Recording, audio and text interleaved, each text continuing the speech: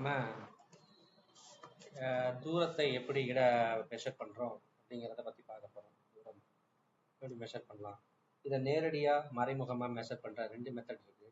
இப்போ தூரத்தோட ரேஞ்சை பொறுத்து, இப்போ எவ்வளோ நம்ம தூரத்தை மெஷர் பண்ணுறோம் அப்படிங்கிறத பொறுத்து நம்ம அந்த மறைமுக மெத்தடா இல்லை நேரடி மெத்தடா அப்படிங்கிறத அடாப்ட் பண்ணிக்கலாம். இப்போ நான் 1 mm கீழே என்னுடைய முடியோட திக்னஸ் எவ்வளோன்னு மெஷர் பண்ணுறேன்னா, நான் வந்து கிலோமீட்டரையோ இல்லை ஜிகாமீட்டரையோ நான் ப்ரிஃபர் பண்ண மாட்டேன். அதெல்லாம் எனக்கு தேவையில்லை. சரிங்களா? இங்கேருந்து சென்னைக்கு எவ்வளோ தூரம்னு சொல்கிறதுக்கு இத்தனை எம்எம்னு நான் சொல்ல மாட்டேன், இவ்வளோ கிலோமீட்டர் இருக்குன்னு நான் சொல்லிடுவேன். அதுபோல் என்ன சொல்லலாம், நம்ம என்ன ரேஞ்சு அப்படிங்கிறத பொறுத்து நம்மளுடைய மெத்தட் ஆஃப் அதை எப்படி எந்த இதை இன்ஸ்ட்ருமெண்ட்டை யூஸ் பண்ணி அதை நம்ம அளவிடலாம் அப்படிங்கிறத பொறுத்து மாறுது. ஸோ ஃபார் எக்ஸாம்பிள், சின்ன ஒரு அளவுல இருந்து 10⁻⁵ வரைக்கும் நம்ம மீட்டர் இந்த அளவுக்கு மெஷர் பண்ணோம்னா, சின்னதுலேருந்து 10⁻⁵ இதுலேருந்து மெஷர் பண்ணோம்னா, நம்ம நார்மலாக வெர்னியர் காலிஃபர்னா வெர்னியர் அளவீடு, வெர்னியர் அளவு போல வச்சு, இல்லை திருகி அளவை வச்சு நம்ம என்ன பண்ணிக்கலாம், நம்ம இந்த மாதிரி ரொம்ப சின்ன 1 mm கீழே அளவுகளை ஏற்படுத்துறது நம்ம செய்யறதுக்கு நம்ம பயன்படுத்திக்கலாம். ஸோ இப்போ நம்ம நார்மலாக இதை வெர்னியர் அளவில் 10 வெர்னியர் பிரிவு இருக்குது. அதனால மெயின் பிரிவு வந்து 1 mm மெயின் அலகுல மெயின் கோடில் 1 mm வந்து குறைந்தபட்சம் இருக்கும். அதை வந்து 10 பிரிவாக பிரிச்சிருக்கனால இதை வந்து 0.1 mmங்கிற குறைஞ்சபட்ச அளவை நம்ம மேற்கொள்ள முடியும். அதுவே திருகு அலகில அந்த பேரல்ல 50 டிவிஷனாக இருக்கும். ஸோ 50 டிவிஷனாக இருக்கும், 50 பிரிவாக இருக்கும். அப்போ குறைஞ்சபட்சமா அந்த முதன்மை அலகுல 1 mm இருக்கும். ஸோ அப்போ வந்து 0.01 mm நம்ம அளக்க முடியும். அப்போ வெர்னியர் அலகை விட திருகி அலகில இன்னும் மிக குறைந்த அளவை அளக்கிறதுக்கு நம்ம உபயோகிக்கிறோம். சரிங்களா? ரைட்டு. இப்போ இந்த விஷயத்த எல்லாமே நேரடியாக நம்ம அளக்கிறதுனால நேரடி முறையை நம்ம இதில் சொல்கிறோம். இப்போ மறைமுகமாக என்ன, இதெல்லாமே நேரடி முறை.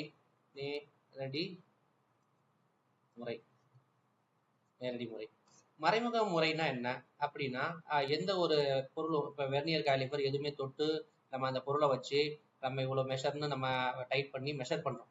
ஸோ மறைமுகமானா அப்படி கிடையாது. ஏதாவது ஒரு சென்சாரு, லைட் எனர்ஜி, சவுண்டு, இந்த மாதிரி வச்சு அதோட டிராவல் ஸ்பீடை வச்சு ஒரு இயற்பியல் குணகத்தை வச்சு நம்ம ஒரு சமன்பாடை வச்சு சமன்பாடுற மாதிரி வந்துச்சுன்னா அது மறைமுக மெத்தட். அது எப்படின்னு பார்க்கலாமா? ரைட். இந்த மறைமுக மெத்தடில் பார்த்தீங்கன்னா ஒரு விஷயத்தை எடுத்தீங்கன்னா, ஒரு ட்ரக்கிங்னு சொல்லுவோம். என்ன, மலையேறது. இப்போ மலையேறவங்க ட்ரக்கர்னு சொல்லுவோம். அப்போ ஒரு மலையேறவர் ஒரு மலையை இவ்வளோ பெரிய மலையை பார்க்குறாரு. ஸோ அப்போ என்ன பண்ணுறாரு, இங்கே என்ன பண்ணுறாரு, ஒரு சவுண்டை ப்ரொடியூஸ் பண்ணுறாரு. ஒரு வெடி வெடிக்கிறார், இல்லை ஏதாவது சவுண்டை ப்ரொடியூஸ் பண்ண கத்துறாரு. அப்போ சவுண்டு வந்து இப்படி போயிட்டு திருப்பி இவரை நோக்கி வந்து இவரை காதை சென்றடையும். ஸோ இங்கிட்டு சவுண்டு போயிட்டு மலையில் மோதிட்டு திருப்பி வர அந்த தூரத்தை 2s வச்சுக்கலாம். ஏன்னா போயிட்டு திருப்பி வருது. போகிறதுக்கு ஒரு 1000 மீட்டர்னா வரதுக்கு ஒரு 1000 மீட்டர், 2000 மீட்டர். அப்போ சவுண்டோட வேகம் தெரியும், 350 அப்படின்னு அப்ராக்சிமேட்டாக வச்சுக்கோங்க. அப்போ எத்தனை செகண்ட் எடுத்துருக்கு, ஒரு 5 செகண்ட் எடுத்துருக்கு. சரிங்களா? அப்போ இதை ரிலேஷனை யூஸ் பண்ணி இப்போ மொத்தம் எவ்வளோ இடப்பெயர்ச்சி எவ்வளோ ஆயிருக்கு, 2s. எவ்வளோ டைம் எடுத்துருக்கு, t டைம் எடுத்துருக்கு. சரிங்களா? t டைம் எடுத்துருக்கு. அப்போ வெலாசிட்டி எவ்வளோ இருக்கும், v. அப்போ வெலாசிட்டி v. இப்போ சவுண்டோட வெலாசிட்டி இங்கே 350 மீட்டர் பை செகண்டு. இது வந்து டைம் டேக்கன் ஸ்டாப் வாட்ச் வச்சு கால்குலேட் பண்ணியிருக்கோம். ஸோ இதை 2s டிஸ்டன்ஸை நம்ம கால்குலேட் பண்ணிடுவாங்க. இது வந்து போயிட்டு எதிரொலிப்பு வந்த இதை வச்சு அந்த ஸ்டாப்பர் வாட்சை வச்சு எவ்வளோ நேரம் கழிச்சு எதிரொலிச்சிச்சு அப்படிங்கிறத புரிஞ்சுக்கிட்டு நம்ம இதை கண்டுபிடிச்சிருக்காங்க. அடுத்தது பார்த்தீங்கன்னா ரேடார் மெத்தட். ரேடார் மெத்தடுமே மறைமுக மெத்தட் தான். ரேடார் மெத்தட்ங்கிறதும் மறைமுக மெத்தட். ரேடார் மெத்தட் எப்படி கண்டுபிடிப்பாங்க, ரேடார் மெத்தட்ல சேம் தான். ஒரு டிரான்ஸ்மிட்டர் இருக்கும், ரிசீவர் இருக்கும். டிரான்ஸ்மிட்டர் என்ன பண்ணும், செலுத்தும், டார்கெட்டை போய் அடிச்சுட்டு திருப்பி ரிசீவருக்கு வந்தடையும். சரிங்களா? இங்கேயும் சிம்பிள் ஃபார்மா தான். எப்படின்னு பார்க்கலாமா? பாருங்க. இப்போ ரேடார் மெத்தடில் ரேடார் இங்கிலீஷில் தான், ரேடார் இது வந்து இங்கிலீஷில் தான் எழுதிக்கணும். ஏன்னா ரேடாருக்கு ரேடியோ டிடெக்ஷன் அண்ட் ரேஞ்சிங்னு சொல்லலாம். ரேடியோ டிடெக்ஷன் அண்ட் ரேஞ்சிங்னு சொல்லலாம். ஸோ இப்போ இது வந்து ரேடாருங்கிறது எதை, மின்காந்த அலையை யூஸ் பண்ணுது. இது டிரான்ஸ்மிட்டர், இது ரிசீவர். இதுதான் வந்து ஏரோப்ளைன் வச்சுக்கோங்க. மின்காந்த அலையை பாய்ச்சுது ஏரோப்ளைன் மேலே, பட்டு ரிஃப்ளெக்ட் ஆகி ரிசீவரில் வந்து விழுது. அப்போ டிரான்ஸ்மிட்டர்லேருந்து ரிசீவருக்கு வரதுக்கு எவ்வளோ டைம் ஆகுதுன்னு டைம் டேக்கனை நோட் பண்ணிக்கிட்டோம் ஸ்டாப்பர் வாட்சை வச்சு. இது எல்லாமே ஆட்டோமேட்டிக்காக நடக்கும். அப்போ பார்த்தீங்கன்னா டி டைம் ஆகுது, போயிட்டு வரதுக்கு எவ்வளோ தொலைவு எடுத்துக்குது, இது எஸ் இது எஸ். அப்போ 2s டி டைம்ல நடந்திருக்கு. அப்போ இடப்பெயர்ச்சி டிவைட் பை காலம், இதுதான் வெலாசிட்டி. வெலாசிட்டி இங்கே என்ன வெலாசிட்டி, இதான் லைட் வேகத்தில் போகும். ஏன்னா எலக்ட்ரோ மேக்னெட்டிக் வேவ், அதாவது மின்காந்த அலை, ரேடாருங்கிறது மின்காந்த அலை. அப்போ இந்த ரிலேஷனை யூஸ் பண்ணி நமக்கு என்ன தெரியும், 2s தான் தெரியாது, இந்த குணகம் தான் தெரியாது. இதுவும் தெரிஞ்ச குணகம். ஸோ இதை சிம்பிள் பெருக்கல் பலனை யூஸ் பண்ணி நம்ம கண்டுபிடிச்சிடலாம். அடுத்து பார்த்தீங்கன்னா லேசர் மெத்தட். லேசர் மெத்தட் என்ன சொல்லுது, லேசர் என்ன பண்ணும், லேசரை பாய்ச்சி, லேசரை 2s டிவைடட் பை டி, இதுவும் லேசரை பாய்ச்சி. லேசருங்கிறது அது ஒளியின் வேகத்தில் போகக்கூடியது, பெரிய ரொம்ப தூரத்தில் இருக்க ஆப்ஜெக்ட். இதான் பூமி, இங்கே 3. சைனா கூட இந்த மெத்தட் யூஸ் பண்ணி நிலாவோட டிஸ்டன்ஸ் ரீசெண்டாக கண்டுபிடிச்சிருக்கு. சரிங்களா? அப்போ பாருங்க, இந்த ஏன்னா இவ்வளோ பெரிய தூரத்துக்கு இந்த லேசர் வந்து ஒத்த அலைநீளம், ஒரே அதாவது ஒரே டயமீட்டர் மாறாமல் பரவாமல் ஒரே மாதிரி கோல் மாதிரியே போயிட்டு இங்கே ஸ்ட்ரைக் ஆகிட்டு திருப்பி வரணும். ஸோ அது மாதிரி பண்ணணும்னா ரொம்ப தூரத்துக்கு இந்த மாதிரி அந்த கற்றை போனோம்னா நமக்கு பெரிய அந்த அந்த ஃபோக்கஸ் டெக்னாலஜி ரொம்ப காம்ப்ளெக்ஸாக இருக்கும். சரிங்களா? ரைட், அதை விடுங்க. இப்போ லேசர் கதிர் வந்து மேலே போயிட்டு 3 அடிச்சுட்டு திருப்பி கீழே வருது. ஸோ இது எவ்வளோ தூரத்தில் போயிட்டு வந்துச்சுங்கிறத டைம் டேக்கன் டி தெரியும். எவ்வளோ டிஸ்டன்ஸ் போயிருக்கு, எஸ் டிஸ்டன்ஸ் போகிறதுக்கு, வரதுக்கு எஸ் டிஸ்டன்ஸ், மொத்தம் 2s டிஸ்டன்ஸ். எவ்வளோ டைம் ஆச்சு, டி டைம் ஆச்சு. லேசரோட வேகம் என்ன, ஒளியின் வேகம், அதாவது என்ன, லைட்டோட வேகம். 3 மின்காந்த அலை இல்லையா, 3 × 10⁸ மீட்டர் பை செகண்ட். ஸோ இதை நீங்கள் இது தெரியும், டைம் டேக்கன் தெரியும், அப்போ 2s கண்டுபிடிச்சிடலாம். இது மாதிரி நிலாவோட டிஸ்டன்ஸை கண்டுபிடிக்க முடியும். அடுத்தது சோனார், சவுண்டு, சாதாரண சவுண்டு வச்சு ஒரு கப்பல் வருதுன்னா, கப்பல் இங்கே பெரிய ஐஸ்பர்க் இருக்குன்னா இங்கே சோனாரை பாய்ச்சிடாங்க, திருப்பி வருது. ஸோ எவ்வளோ தூரம் போயிருக்கு, எஸ் தூரம் போயிட்டு எஸ் தூரம் வந்துச்சு. எவ்வளோ டைம் எடுத்துச்சு, டி டைம் எடுத்துச்சு. அப்போ 2s டிவைட் பை டி, எவ்வளோ வெலாசிட்டி, சவுண்டோட வெலாசிட்டி. சரிங்களா? அப்போ 350 நீங்கள் போட்டுக்கலாம். ஸோ அப்ராக்சிமேட்டாக தான் நான் சொல்கிறேன். சவுண்டோட வெலாசிட்டி 350, 380, 320. அதோட ப்ரெஷர், டெம்பரேச்சர், வாட் எவர் இதை பொறுத்து, அந்த கிளைமேட்டிக் கண்டிஷனை பொறுத்து கொஞ்சம் வித்தியாசப்படும். அதை பார்த்துக்கலாம், ஒன்றும் பிரச்சனை கிடையாது. சரிம்மா. இப்போ பார்த்தீங்கன்னா, ஸோ இது வந்து சவுண்டு வேவ், சாதாரண ஒலி, பேசுகிற ஒலி, அதை வச்சு இதோட இதை கால்குலேட் பண்ணணும். இது எல்லாமே மறைமுக மெத்தட் தான், நம்ம ஒரு டிஸ்டன்ஸை மெஷர் பண்ணுறதுக்கு. சரி, இப்போ பாருங்க, அடுத்தது சார் இதெல்லாம் ஓகே சார், நம்ம இன்னும் சிம்பிளாக சொல்லுங்கள் சார் அப்படின்னா, நம்ம தான் 10th படிச்சிருக்கோமே ட்ரிக்னாமெட்ரி, முக்கோணவியல். சில பேருக்கு கஷ்டமாக இருந்திருக்கும், சில பேருக்கு ஈஸியாக இருந்திருக்கும். என்ன கஷ்டம் ஈஸியாக ஒன்றும் கிடையாது. ஃபிசிக்ஸ்னா மேக்ஸோட மேக்ஸ் நல்லா வந்துருச்சுனாவே ஃபிசிக்ஸ் வந்துடும். ஃபிசிக்ஸில் உனக்கு வந்து கான்செப்ட் புரிஞ்சிச்சுன்னா போதும். மேக்ஸுங்கிறது ஒரு டூல், அதை வச்சு இந்த கான்செப்ட் புரிஞ்சதை வச்சு அடுத்தடுத்த லெவலுக்கு கொண்டு போக போகிறேன். அதில் என்ன உனக்கு கஷ்டம், அப்போ உனக்கு மேக்ஸ் நல்லா புரிஞ்சுக்கிறதுக்கு தெரியலன்னா நம்ம புஸ்தகத்தை தேடி பிடிச்சி படி. உனக்கு ஒரு விஷயம் புரியலன்னா அது 6ஆம் வகுப்புலேருந்து படிக்கலாம், தப்பு இல்லை. ஒன்று சொல்லி தருவாங்க, ஒருத்தர் சொல்லி தருவாங்க, ஒருத்தர் சொல்லி தருவாங்க அப்படின்னு இருக்கக்கூடாது. எனக்கு தெரியலன்னு இருக்கக்கூடாது. நம்ம தேடி பிடிச்சி படிக்கலாம். எட்டாவதுக்கு மேலே எல்லாமே தனியாக சுயமாக கற்றுக்கக்கூடிய தன்மைக்கு வந்துடுறோம்.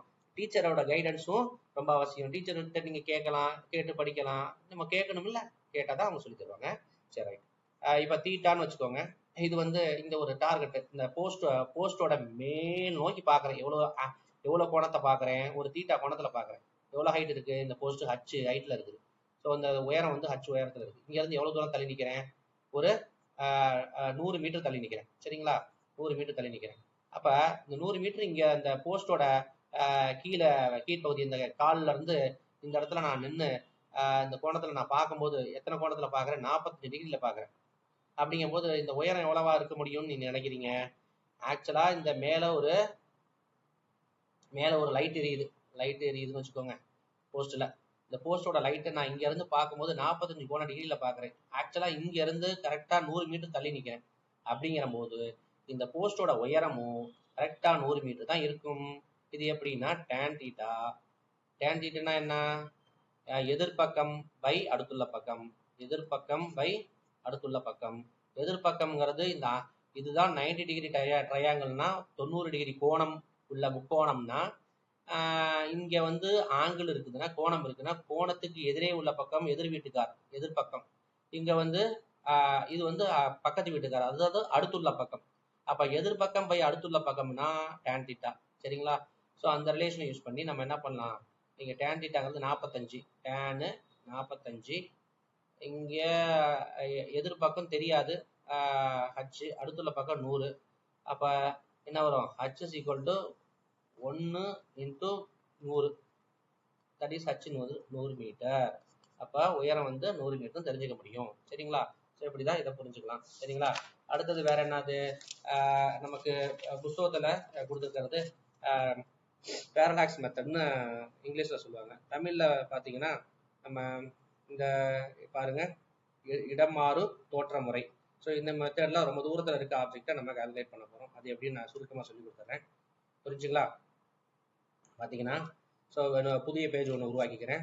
ஸோ இதான் வந்து என்னது, இப்போ நான் சின்ன ஒரு புரிதலுக்காக ஒரு வரைபடம் போடுறேன். சரிங்களா? இப்போ என்ன பண்ணுறேன்னா, இப்போ இது ஒரு என்னது ஒரு ஆர்பிட். இப்போ வந்து பூமி வந்து சுற்றி வந்துக்கிட்டே இருக்குது, நீள்வட்ட பாதையில் சுற்றி வருது. சரிங்களா? இது வந்து சன். சரியா? சன்னை தானே சுற்றி வரும் பூமி, ரைட்டு. ஓகேவா? அப்போ பார்த்தீங்கன்னா இங்கே ரொம்ப தூரத்தில் ஒரு செலஸ்டியல் ஆப்ஜெக்ட் இருக்குது, வானியல் பொருள் இருக்குது. அப்போ இதை நான் எவ்வளோ தூரத்தில் இருக்குன்னு பார்ப்போம். இதை விட ரொம்ப ரொம்ப ரொம்ப ரொம்ப தூரம் ஒரு ஆப்ஜெக்ட், இதை விட ரொம்ப ரொம்ப தூரத்தில் ஒரு ஆப்ஜெக்ட் இருக்குது. அதை தான் ரெஃபரன்ஸ் பாயிண்டாக வச்சுப்போம். சரிங்களா? அப்போ இந்த பொசிஷன் ஆர்பிட்டில் சுற்றி வரும். ஒரு தடவை சுற்றி வரதுக்கு எவ்வளோ நாள் ஆகும்? 1 வருஷம் ஆகும். சரிங்களா? இந்த இடத்துல வரையில டிசம்பர் 22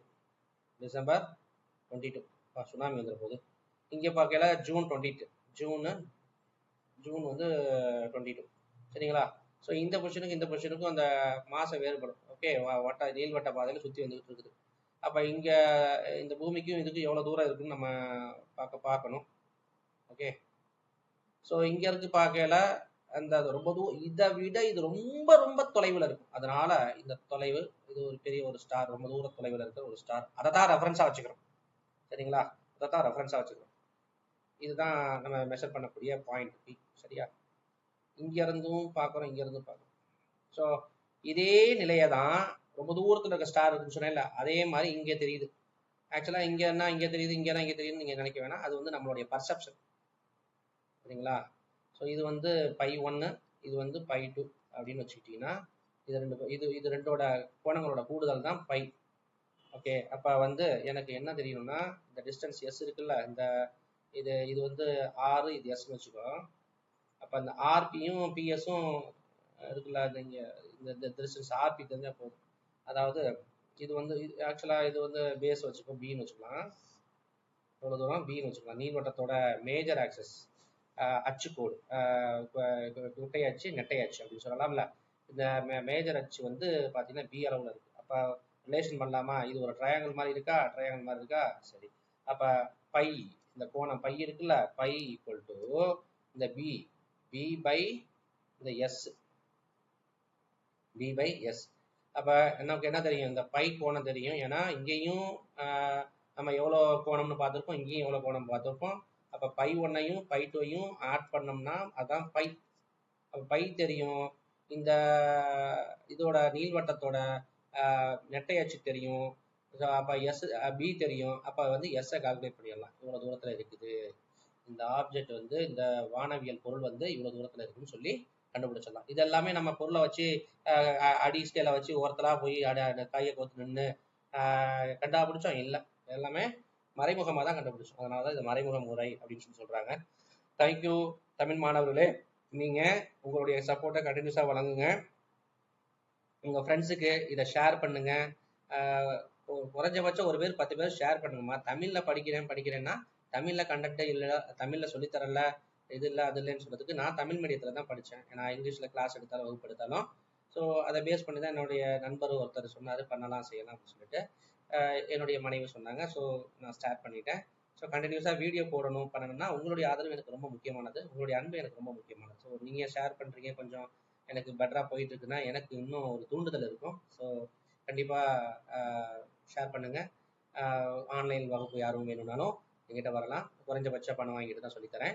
அண்டு ரெகுலர் வகுப்பு வேணும்னாலும் எங்கிட்ட வரலாம். எங்களுடைய திறமை வாய்ந்த ஆசிரியர் குடும்பத்தை வச்சு பெஸ்ட்டான ஒரு நல்ல ஸ்டாண்டர்ட் மெட்டீரியலை இருந்து கணக்குகள் உங்களுக்கு தருவிச்சு நல்லா உங்களுக்கு நீட் எக்ஸாமில் பாஸ் பண்ணுறதுக்கு சரியான வழிமுறை கொடுக்கப்படும். சரிங்களா?